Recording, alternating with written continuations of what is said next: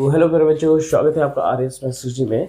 आज हम लेके आए हैं कक्षा 10 का चैप्टर नंबर 3, दो चरों में रैखिक समीकरण युग्म। ये है पार्ट नंबर 4। ठीक है, चलिए क्वेश्चन नंबर देखते हैं 7 से। तो ये क्वेश्चन नंबर 7 है, अनुपातों a1/a2 b1/b2 तथा c1/c2 की तुलना करके ज्ञात कीजिए कि निम्न रैखिक समीकरणों के युग्म संगत है कि ये संगत है। देखो, संगत और असंगत की कंडीशन हम बता चुके थे, एक बार फिर से बता देते हैं कि जब रेखाएं एक दूसरे को काटती हैं तो ये प्रतिच्छेदित करती हैं, और प्रतिच्छेदित करने में एक बार मिलती है ना, इस वजह से ये संगत है। ठीक है, फिर इसके बाद अगर रेखाएं समपाती हैं यानी एक दूसरे के ऊपर है, तो ये भी रेखाएं मिल रही है एक दूसरे से, परमानेंट मिलती है, तो ये भी हमारा क्या है, संगत है।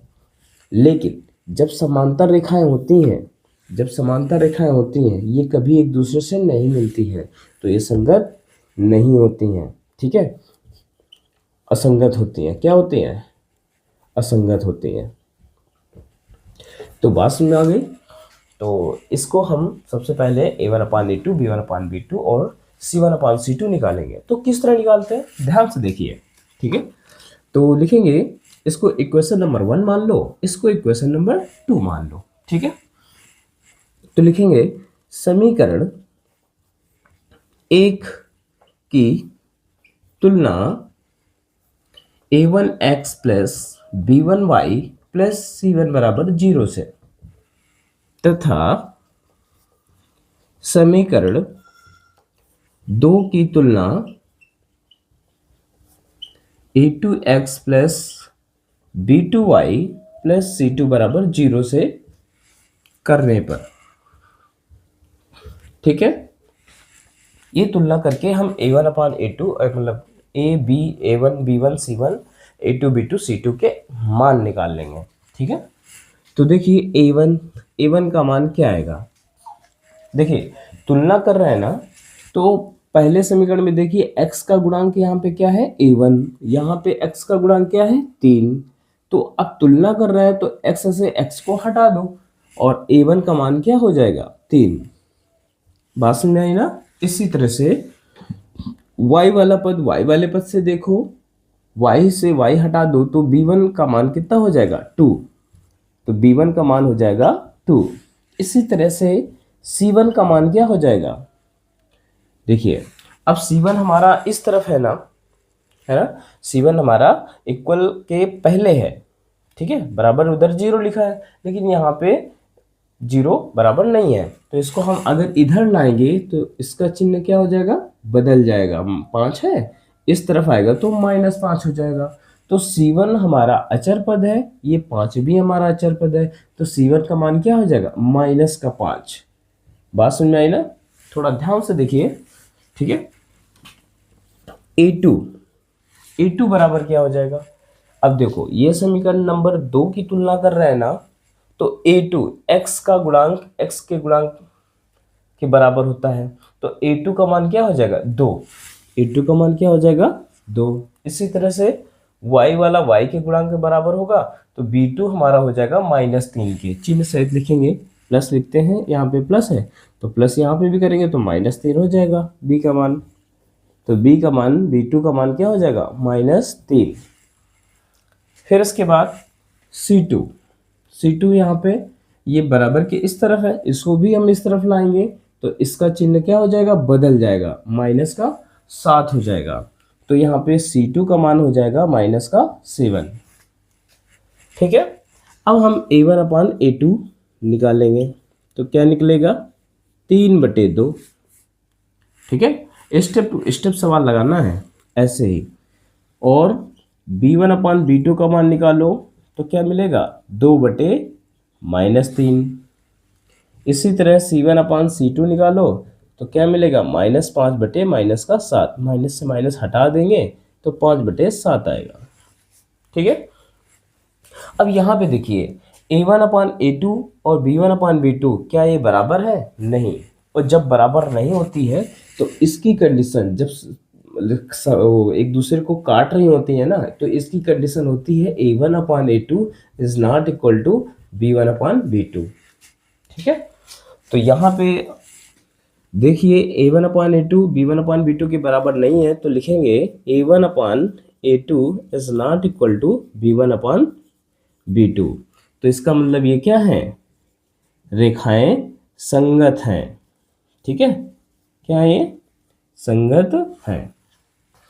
तो यही काम करना है 7 नंबर के पूरे सवालों में। चलिए नेक्स्ट क्वेश्चन देखते हैं। चलिए देखते हैं हम second. 2x - 3y = 8, 4x - 6y = 9। तो ये संगत है कि असंगत है, इसको तो हम करके तो देखेंगे ही, लेकिन इसको देखकर भी बता सकते हैं कि संगत है कि नहीं। देखिए ये दो गुणांक है ना, A1 का मान, ये है हमारा A2 का मान। इनका अनुपात अगर निकालेंगे A1/A2 कितना आएगा, 1/2। ठीक है, यहाँ पे भी देखो B1 का मान -3 है, B2 का मान -6 है, यहाँ पे भी आएगा 1/2।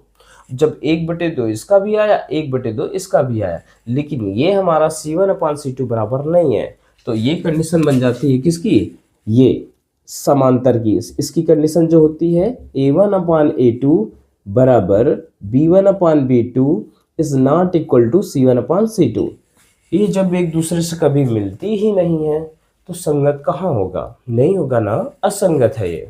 ठीक है, तो ये क्या है, असंगत है। तो देख के ही पता चल जाता है। ठीक है, चलो इसको हम करते हैं।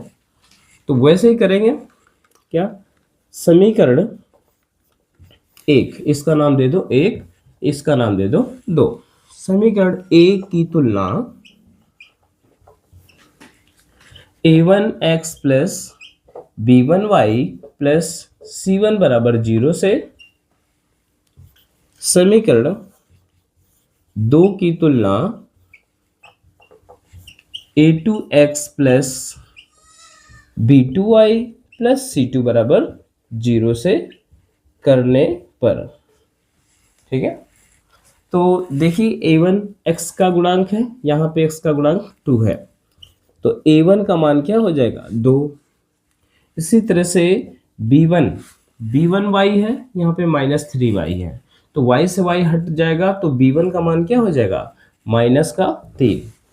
बात समझ आ गई। फिर इसके बाद हम C1 का मान निकालना है। देखो C1 इस तरफ है ना, तो 8 को भी अगर इस तरफ लाएंगे तो इसका चिन्ह बदल जाएगा, तो C1 का मान क्या हो जाएगा, -8। बात समझ आ गई। चलिए अब समीकरण 2 को देखते हैं। x का गुणांक 4 है, यहाँ पे x का गुणांक यहाँ पे A2 है, तो A2 किसके बराबर हो जाएगा, 4 के। ठीक है, फिर B2 किसके बराबर हो जाएगा, -6 के। इसी तरह C2 किसके बराबर हो जाएगा, 9 इधर आएगा, क्योंकि C2 इधर है तो 9 भी इधर आएगा, तो कितना हो जाएगा, -9। बात समझ आई ना। देखिए जब भी संगत और असंगत देखना हो, किसके कितने हल हो ये देखना हो, तो हमेशा ये तुलना वाला काम जरूर करेंगे। ठीक है, अब हम A1/A2 निकालेंगे, तो क्या निकलेगा, 2/4। ठीक है, 2 से 2 दूनी 4 कैंसिल हो जाएगा, आएगा कितना, 1/2। इसी तरह से B1/B2 निकालेंगे, तो क्या आएगा, -3/-6। तो 3 × 9 3, 3 दूनी 6, माइनस से माइनस कैंसिल हो गया, तो क्या आएगा, 1/2। और C1/C2 निकालेंगे, तो क्या मिलेगा, -8/-9। और ये माइनस हटा दो, आंसर क्या है, 8/9 आएगा। अब यहाँ पे क्या देखा कि A1/A2 B1/B2 के बराबर है, लेकिन ये हमारा C1/C2 बराबर नहीं है, तो कुछ कंडीशन इस तरह लग रही है, यही कंडीशन होगी। तो क्या लिखेंगे इसमें, A1/A2 बराबर B1/B2 is not equal to C1/C2। तो रेखाएं समांतर हैं, और जब समांतर है कभी एक दूसरे से मिलेंगी ही नहीं, और जब मिलेंगी नहीं तो संगत नहीं होगा, क्या होगा, असंगत है।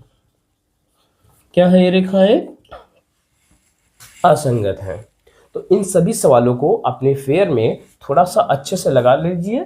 ठीक है, और रिवीजन करने के दौरान आप इसको देख ही लेंगे केवल, तो सारे सवाल अच्छे से कंप्लीट हो जाएंगे। ठीक है, तो उम्मीद है कि समझ में आया होगा। तो अब नेक्स्ट पार्ट देखते हैं। तो अब देखते हैं क्वेश्चन नंबर 7 का थर्ड। ठीक है, इसमें भी संगत ही देखना है। तो इसको चाहो तो हम ऐसे ही कंपेयर कर लें, या तो इसको ठीक ढंग से बना लें। चलो हम इसको बना लेते हैं ठीक ढंग से पहले समीकरण को। तो 3 का गुणा इसमें करो, 2 का गुणा इसमें करो, तो क्या होगा, हर बराबर हो जाएगा और हर को उधर भेज देंगे। ठीक है, तो देखो कैसे करते हैं हम। 3x गुणे 3 बटे 6 हो जाएगा, 3 का इन दोनों में गुणा होगा तो, प्लस 5 गुणे 2 बटे 6y। कोई दिक्कत? 2 का गुणा इन दोनों में, 3 का गुणा इन दोनों में। हर बराबर करने के लिए बराबर जो लिखा है उसको लिख देंगे 7। अब देखिए यहाँ पे कितना हो जाएगा, 9x प्लस 10y बटे 6 बराबर 7। तो 9x प्लस 10y बराबर 6 सत्ते 42। ये हमारा इक्वेशन नंबर 1 बन जाएगा। ठीक है, और अगला इक्वेशन तो बना ही हुआ है, 9x माइनस 10y बराबर 14। ये इक्वेशन नंबर 2 है। अब सेम टू सेम जो काम वहां पे करते थे, मतलब जो पहले सवालों में किए हैं, वही काम यहाँ पे भी करेंगे। तो देखिए कैसे करते हैं। लिखेंगे समीकरण A की तुलना a1x plus b1y plus c1 बराबर 0 से, और समीकरण सेकेंड की तुलना a2x plus b2y plus c2 बराबर 0 से करने पर। ठीक है, तो जब तुलना करेंगे तो देखिए a1 का मान क्या हो जाएगा, 9। ठीक है, और b1 का मान क्या हो जाएगा, b1 का मान हो जाएगा 10। इसी तरह से c1 का मान क्या हो जाएगा, ये 42 है ना, ये इधर आएगा तो माइनस का 42 हो जाएगा, और जब माइनस का 42 होगा तो यही हमारा c1 का मान हो जाएगा। ठीक है, ये मान निकालने में कोई समस्या तो नहीं है। अगर समस्या हो, कोई भी समस्या हो, तो एक बार कमेंट में जरूर बताइएगा, हम उसको फिर से एक्सप्लेन करके आपको बताएंगे। चलिए समीकरण 2 की तुलना कर लेते हैं। a2x का मान 9, b2 का मान कितना हो जाएगा, माइनस का 10, और इसी तरह से c2 का मान हो जाएगा माइनस का 14, माइनस का 14। ठीक है, क्योंकि 14 इधर है ना, ये इधर आएगा तो माइनस में हो जाएगा। चलिए अब देखते हैं a1 अपान a2 क्या निकलता है। a1 अपान a2 बराबर 9 बटे 9, कैंसिल होने के बाद क्या आ गया, 1। और b1 अपान b2 का मान निकालो तो क्या मिलेगा, 10 बटे माइनस का 10, 10 से 10 कैंसिल, माइनस का 1। इसी तरह c1 अपान c2 निकालो तो माइनस का 42 बटे माइनस का 14, 14 3 42 कितना आएगा, 3। तो यहाँ पे देखा कि a1 अपान a2 b1 अपान b2 के बराबर है क्या, नहीं, बराबर नहीं है। क्यों? क्योंकि यहाँ पे प्लस है और यहाँ पे माइनस है, ये बराबर नहीं है। ठीक है, अगर संख्यात्मक मान बराबर हो और चिन्ह अगर अलग अलग हो तो हम उसको बराबर नहीं बोल सकते हैं। ठीक है, इस बात को याद रखना। तो a1 अपान a2, ठीक है, a1 अपान a2 बराबर नहीं है b1 अपान b2 के। अब c1 अपान c2 लिखो या तो ना लिखो, क्योंकि हमें यहीं पर पता चल गया क्या, कि ये प्रतिच्छेदित करती रेखाएं हैं। ठीक है, और जब प्रतिच्छेदित करती रेखाएं होती हैं तो ये क्या है, ये संगत है, संगत रेखाएं हैं। ठीक, तो ये हो जाएगा आंसर। बात समझ आ गई? तो जब भी हमें संगत और संगत देखना हो तो यही रूल को यूज करते हैं। ठीक है, तो चलिए अगला पार्ट देखते हैं। तो ये चौथा पार्ट है, इसमें भी वही देखना है, संगत और असंगत। ठीक है, तो चलिए अब देखो, जो हम बता रहे थे सी इधर होता है, इधर आ जाता है तो माइनस आता है। अब अगर समस्या हो रही है ना, तो हम इसको पक्षांतर करके भी हम कर सकते हैं। कैसे? 5x माइनस का 3y, 11 इधर आएगा तो माइनस का 11 बराबर 0 हो जाएगा। ठीक है, अगला एक क्वेश्चन है, माइनस का 10x प्लस का 6y, ये 22 इधर आएगा तो प्लस का क्या हो जाएगा 22 बराबर 0। तो इस तरह रूप में हमने बना लिया ताकि तुलना करने में आसानी हो। ठीक है, तो लिखेंगे समीकरण एक की तुलना, बस वही काम जो पहले करते चले आ रहे हैं, a1x plus b1y plus c1 बराबर 0 से।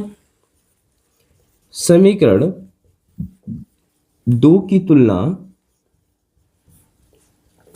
a2x plus b2y plus c2 बराबर 0 से करने पर जब तुलना कर लेंगे तो a1 मतलब a1 b1 c1 के मान निकल आएंगे।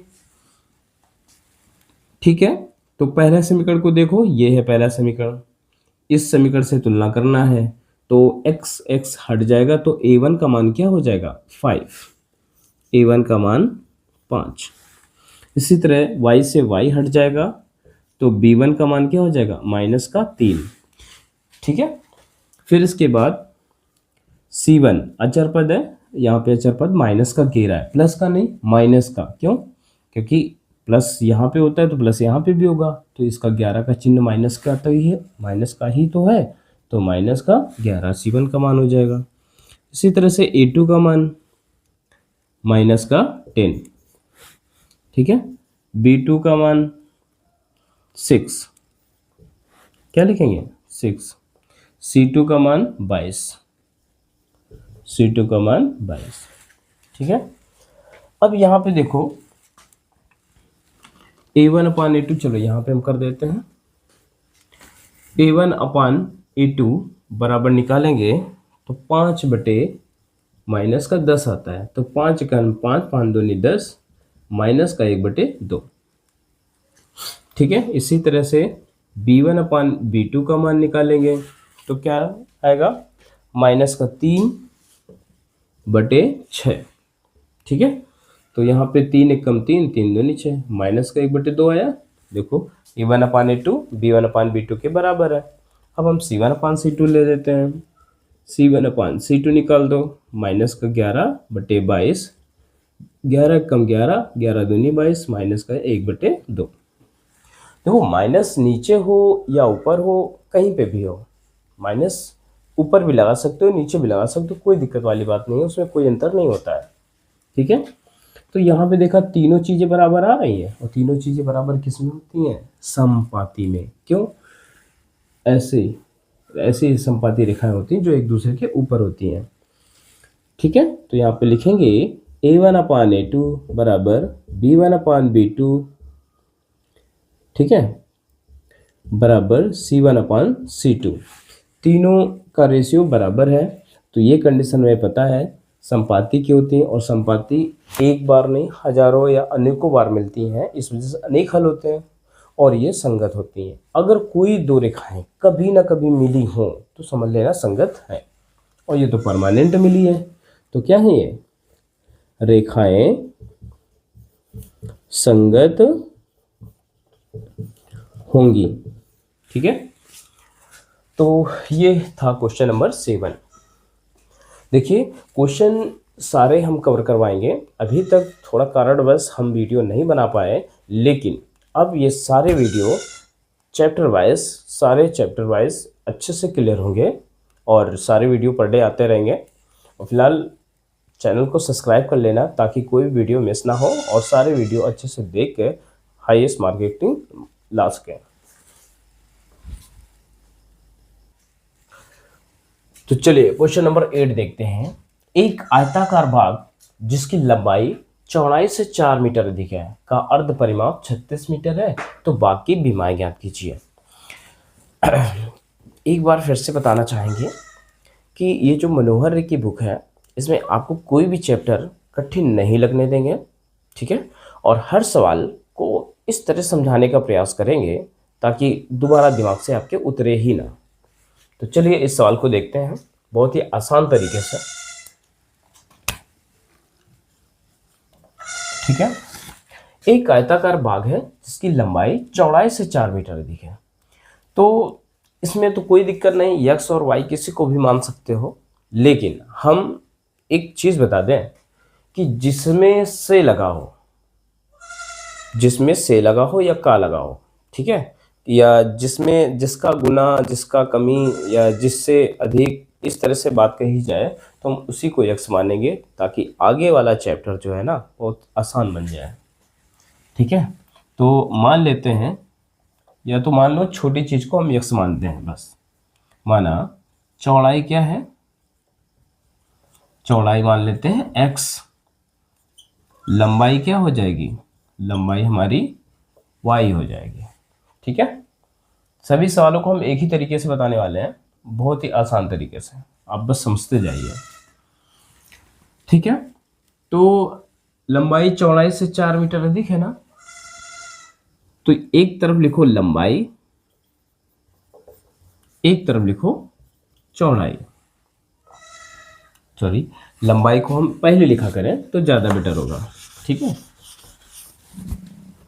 ओ सॉरी, चौड़ाई को चौड़ाई और इधर लिखा लंबाई, ठीक है। चौड़ाई हमने क्या माना है x, लंबाई y। अब सवाल में क्या कह रहा है, चौड़ाई से 4 मीटर अधिक है, तो चौड़ाई कहाँ है ये, तो जिसमें से लगा हो उसी में जोड़ते घटाते हैं, ध्यान रखना इस बात को। जैसे चौड़ाई से 4 मीटर अधिक है ना, तो चौड़ाई में 4 जोड़ो, चौड़ाई से 4 सेंटीमीटर कम है ना, तो चौड़ाई में घटाओ, चौड़ाई से 10 गुना है ना, चौड़ाई में 10 का गुणा करो, ठीक है। जिसमें से लगाओ, अगर इस तरह भी लिखा होता है कि चौड़ाई का 5 गुना है, लंबाई जो है चौड़ाई का 5 गुना है, तो का आ गया ना, जिसका गुना जिससे गुना कहे उसी में हम गुणा करते हैं, ठीक। तो चौड़ाई से 4 मीटर अधिक है, तो चौड़ाई में 4 जोड़ दो और इक्वल का निशान लगा दो, बात समझ में आ गई। तो ये इक्वेशन कैसे बन जाएगा, x माइनस वाई, ये इधर ले आओ और इस 4 को उधर ले जाओ तो माइनस का 4 हो जाएगा, ए इक्वेशन बन गया 1। कोई दिक्कत तो नहीं है, ये कंडीशन नंबर 1 है, बात समझ में आ गई। कंडीशन नंबर 2, अर्ध परिमाप। अब हमें पता है आयत का परिमाप क्या होता है, आयत का परिमाप क्या होता है, 2 ब्रैकेट लंबाई धन चौड़ाई, ठीक है। और अर्ध परिमाप बोलेंगे तो आधा हो जाएगा, अर्ध परिमाप इसका आधा कर दोगे तो 2 है, तो 1 तो बचेगा, यानी लंबाई और धन चौड़ाई, ठीक है। ये तो अर्ध परिमाप होगा। तो बस अर्ध परिमाप आपका दे रखा है कितना 36, और लंबाई धन चौड़ाई या चौड़ाई धन लंबाई, कोई दिक्कत नहीं, x प्लस वाई, ये बराबर हो गया 36, इक्वेशन नंबर 2, ठीक है। अब देखिए 2 इक्वेशन बन गए, x और y का मान निकालना है। अब ये चीज बहुत बार बहुत जगह यूज होने वाली है, तो इसको हमको तो थोड़ा शॉर्टकट बता दें, नहीं तो आगे विलोपन प्रतिस्थापन तो कर ही लोगे, ठीक है। चलो हम विलोपन से ही बता दे रहे हैं, लिखेंगे समीकरण 1 में 2 को जोड़ने पर, क्यों जोड़ने पर, क्योंकि यहाँ पे माइनस का y है, यहाँ पे प्लस का y है, जोड़ने पर हट जाएगा, ठीक है। तो यहाँ पे x माइनस वाई बराबर -4, x प्लस वाई बराबर 36, जोड़ दो, ये और ये कैंसिल हो जाएगा, तो क्या मिलेगा 2x, 36 में 4 घट जाएगा, तो क्या मिलेगा 32। तो x बराबर क्या हुआ 32/2, तो कितना आएगा 16। x का मान कितना हो जाएगा 16। अब x का मान किसी एक समीकरण में रख दो, चाहे ऊपर वाले में और चाहे नीचे वाले में, ठीक है। तो अगर यहाँ पे कोई समस्या हो रही है ये जोड़ने घटाने वाली, ठीक है, तो आगे आने वाले सवालों में अच्छे से प्रैक्टिस करेंगे विलोपन प्रतिस्थापन की, ठीक है। वैसे इन विधियों के हमने वीडियो बना चुके हैं, अच्छे से देख सकते हो उसको भी, वरना आगे तो प्रैक्टिस होगी ही, ठीक है। तो x का मान समीकरण 1 में रख दूं चाहे 2 में रख दूं, x का मान समीकरण 2 में रख दिया जाए, ठीक है। तो 2 कौन सा है ये, तो हमें x प्लस वाई बराबर 36 दे रखा है, तो x का मान रखना है, तो x की जगह 16 रखो, y बराबर 36, तो y बराबर हो जाएगा 36 माइनस 16। 36 में 16 घटाओ कितना आएगा 20, तो y का मान कितना हो जाएगा 20। तो हमें पता चल गया ना, लंबाई हो जाएगी 20 और चौड़ाई हो जाएगी, कितना आया चौड़ाई 16। बात समझ में आई ना। चाहो तो ये आंसर जो हमने यहाँ पे लिख दिया ना, तो तुम नीचे लिखोगे, जब बोर्ड पेपर में लगाओगे सवाल, तो यहाँ पे आंसर जहाँ पे लिखोगे कैसे, लंबाई बराबर 20, जो सेंटीमीटर वगैरह मीटर में दे रखा हो तो मीटर लिख दो, ठीक है, और चौड़ाई बराबर 16 मीटर, इसको ब्रैकेट में बंद कर देंगे ताकि आंसर हाईलाइट दिखे, ठीक है। तो ये था क्वेश्चन नंबर 8। तो क्वेश्चन नंबर 9 देखते हैं। एक रैखिक समीकरण 2x प्लस 3y माइनस का 8 बराबर 0 दी गई है, ठीक है। दो चरों में एक और रैखिक समीकरण लिखिए ताकि प्राप्त युग्म का ज्यामितीय निरूपण, जैसा कि प्रतिच्छेदित करती रेखाएं हों, समांतर रेखाएं हों और समपाती रेखाएं हों।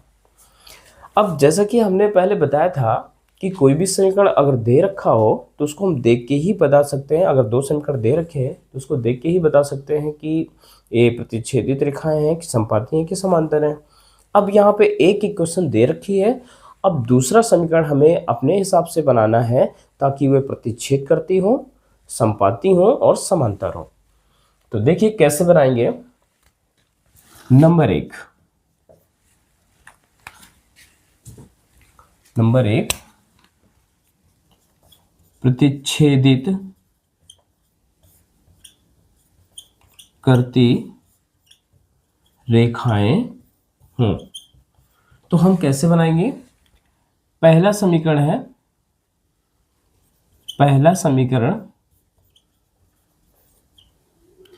2x प्लस 3y माइनस 8 बराबर 0, एक इक्वेशन दे रखा है। तो दूसरा समीकरण क्या बनाएंगे। देखिए प्रतिच्छेद करने में कंडीशन होती है, प्रतिच्छेद करने की जो कंडीशन होती है वो a1/a2, यहाँ पे लिखे दे रहे हैं a1/a2 बराबर ना हो b1/b2 के, यही तो होती है प्रतिच्छेद करने की कंडीशन। तो हमें ऐसे ही बनाना है कि ये जो 2 मान लो कुछ भी रखो और 3 कुछ भी रखो, इनका अनुपात कभी सेम ना आए। अगर हम यहाँ पे 6x मान लें तो यहाँ पे क्या नहीं मान सकते हो, 2 3 6, 1/3 आ रहा है ना, तो यहाँ पे 9y ये नहीं मान सकते हो। 9 के अलावा तुम A to Z कोई भी नंबर ले लो सब चलेगा, ठीक है। अगर यहाँ पे हम 4 ले रहे हैं, ठीक है, यहाँ पे अगर 4 ले रहे हैं तो 1/2 आ रहा है यहाँ पे, तो यहाँ पे 1/2 वाला नंबर जो आएगा 6 है ना। अब हम यहाँ पे 6 नहीं ले सकते हैं, समझ में आ गया ना। मतलब ये हमें देखना है कि जो a1/a2 है वो b1/b2 के अनुपात में नहीं आना चाहिए, बराबर में नहीं आना चाहिए। ऐसे कितने भी नंबर, अनंत नंबर हो सकते हैं जो बराबर नहीं आएंगे, ठीक है। तो हमें यही ध्यान रखना है कि जो इनका अनुपात है वो सेम नहीं होना चाहिए। यहाँ पे हम 5 मान सकते हैं, 7 मान सकते हैं, 9 भी मान सकते हैं आप, क्योंकि 1/2 आ रहा है, यहाँ पे 1/2 नहीं आएगा, 1/3 आ जाएगा, है ना। तो कुछ भी मान सकते हो, यहाँ पे 5 मान लो। और यहाँ पे कोई भी नंबर चेंज करना हो तो करो, अदरवाइज यही रख दो, 7 रख दो, 8 रख दो, कुछ भी रखो, ठीक है। अब ये हमारी रेखाएं जो बनी है प्रतिच्छेद करती रेखाएं हैं। इनका जब भी हम ग्राफ खींचेंगे तो कुछ ऐसे खींचेगा, ठीक है। इनका जो ग्राफ खींचेगा वो ऐसे ही खींचेगा। इससे ये पता चलता है कि ये रेखाएं प्रतिच्छेद करती हैं।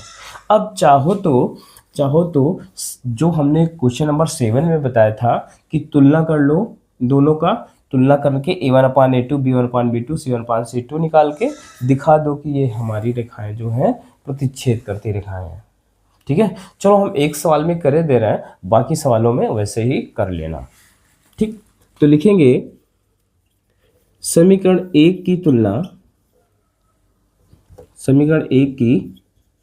तुलना A1x plus B1y plus C1 बराबर 0 से, और समीकरण 2 की तुलना A2x plus B2y plus C2 बराबर 0 से करने पर। तो A1 कितना हो जाएगा 2, B1 कितना हो जाएगा 3, C1 कितना हो जाएगा -8। बात समझ आ गई। A2 कितना हो जाएगा 4, B2 कितना हो जाएगा 5 और C2 कितना हो जाएगा -7। अब देख लो यहाँ पे A1/A2 निकालो, 2/4 आ रहा है जो कि 1/2 आएगा। इसी तरह से B1/B2 निकाला, क्या आया 3/5, 3/5, ठीक है। इतना करने के बाद C1/C2 लेने की जरूरत नहीं है। इतना करने के बाद इसी के नीचे लिखेंगे क्या, A1/A2 is not equal to B1/B2। रेखाएं प्रतिच्छेदित करती हैं,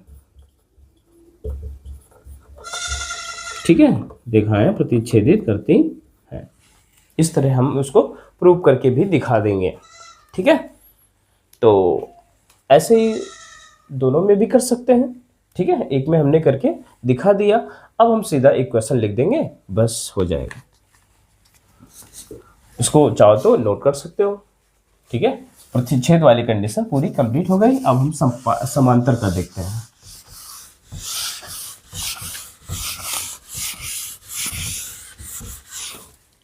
चलिए समांतर के लिए देखते हैं। पहला समीकरण जो दे रखा है 2x प्लस 3y माइनस 8 बराबर 0। तो दूसरा समीकरण क्या होगा, दूसरा समीकरण क्या होगा, तो देखिए समांतर में क्या होता है A1/A2 B1/B2 के बराबर होना चाहिए। समांतर में कंडीशन देख लो। सबसे पहले जब ऐसे कोई क्वेश्चन आए तो पहले कंडीशन देख लिया करो होती क्या है। A1/A2 बराबर B1/B2 is not equal to C1/C2, ये कंडीशन मालूम होनी चाहिए, ठीक है। अब हमें क्या करना है, इनका अनुपात दोनों का बराबर आना चाहिए। अगर हम यहाँ पे 4x ले रहे हैं तो 1/2 आ रहा है, तो यहाँ पे हमें कितना लेना पड़ेगा 6y लेना पड़ेगा। यहाँ पे भी 1/2 आना चाहिए और चिन्ह भी सेम रखना है, ठीक है, नहीं तो अलग अलग हो जाएगा फिर। अब यहाँ पे C1/C2 बराबर नहीं होना चाहिए। अगर यहाँ पे सोचो कि माइनस का हम 16 रख लें तो नहीं रख सकते हैं। क्यों, क्योंकि यहाँ पे 1/2 आ रहा है, यहाँ पे 1/2 आ रहा है, यहाँ पे भी 1/2 आ जाएगा, तो फिर ये समपाती नहीं बन जाएगा। तो इस वजह से हम 16 नहीं ले सकते हैं। बाकी कोई भी नंबर ले सकते हो 16 के अलावा, 7, 8, 10, 15, 20, है ना, कुछ भी ले सकते हो, ठीक। इस तरह से ये रेखा हमारी समांतर रेखा बन जाएगी। दोनों रेखाएं क्या हो जाएंगी, समांतर हो जाएंगी। तो इस तरह इसको भी हम प्रूव करके दिखा सकते हैं तुलना करके, ठीक है। इस कंडीशन के अनुसार हम इसको बना देते हैं। और अगर यहाँ पे देखिए, अगर यहाँ पे इनके अलावा यहाँ पे अगर हम 8x ले लें 1/4 आएगा, तो यहाँ पे 1/4 आना चाहिए यहाँ पे भी। तो चलिए 12y लेना पड़ेगा, ठीक है। फिर यहाँ पे 8 चौक 32, यहाँ पे 32 नहीं ले सकते हो, 32 नहीं ले सकते हो माइनस में, बाकी और कोई भी नंबर ले सकते हो, 16, 7, 8 जो भी 15 वगैरह कुछ भी लेना हो तो ले सकते हो। इस तरह से असंख्य समीकरण हम दे सकते हैं, ठीक है। फिलहाल एक एक ही देना है और ज़्यादा नहीं। इसको भी वैसे ही कर लेंगे, ठीक है। संपाति के लिए देखो, पहला समीकरण दे रखा है, पहला समीकरण है 2x प्लस 3y माइनस का 8 बराबर 0। तो दूसरा समीकरण क्या हो जाएगा, तो दूसरा समीकरण हम क्या लिखेंगे। अब देखो संपाति में क्या होता है, बराबर आना चाहिए, a1/a2 b1/b2 c1/c2 तीनों इक्वल आना चाहिए। उसके लिए हम देखो क्या करेंगे, यहाँ पे अगर 6x मान लिया तो 1/3 आ रहा है, सब में 1/3 आना चाहिए अनुपात। फिर यहाँ पे क्या मानेंगे, 3 तक 9 आए, ठीक है। यहाँ पे 8 तक 24, क्या मानेंगे 24 बराबर 0। देखिए 1/3 1/3 1/3 सब में आ रहा है।